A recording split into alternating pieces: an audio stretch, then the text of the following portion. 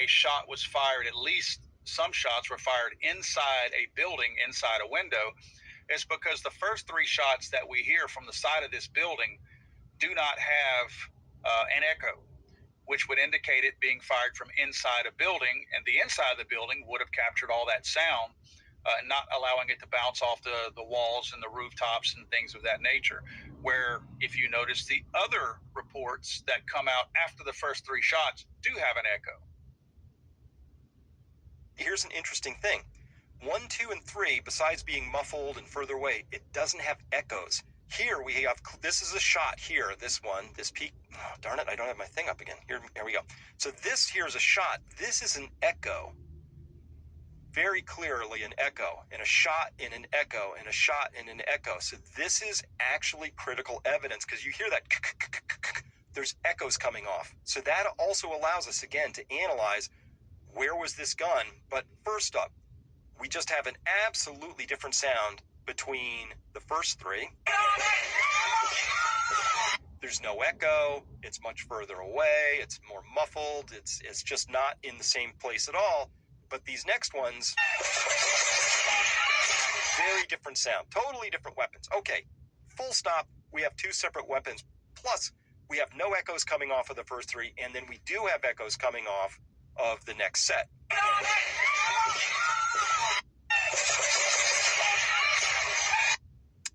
And that last one, that's different. That's not the sniper shot. The sniper that would shot certainly indicate to me that at least the first 3 shots were closer to where this video was shot and were inside something which captured all of the echo. What are your thoughts on that? I agree with your analysis. I also listened to that video, to the explanation that the audio expert gave, and I would agree that there was more than one shooter.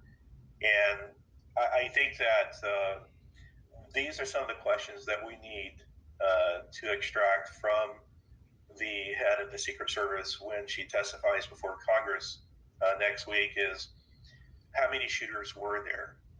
And then how many shots did they fire?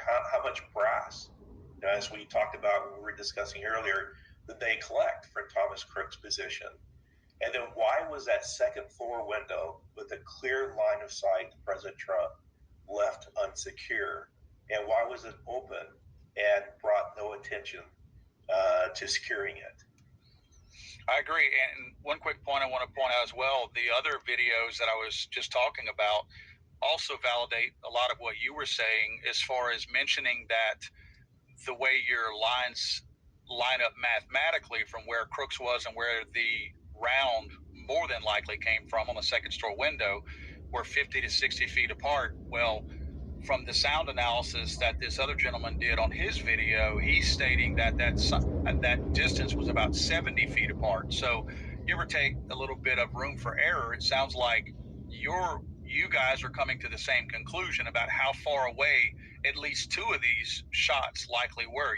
You're doing it based on the physical, I guess, coordinates or whatever, physical measurements of where Crooks's body sat and where the lineup of the window was, and they're doing it based on the math as far as how long the reports are in between the shots, as far as the distance that it traveled and the echo that it gave versus the report.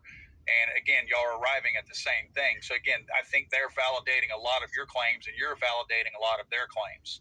Yes, and if there were 2 snipers or more, certainly they're working in concert. And so the question we have to ask ourselves, given the absurdity of Crooks being on top of that roof and the law enforcement's knowledge of him being up there, was he the patsy? Was he the watch the moving hand while shots that were being done by someone with better marksmanship, who's trained to make shots at that distance, were shooting? Was Thomas Crook the cover for the person who had the best ability to take Trump out?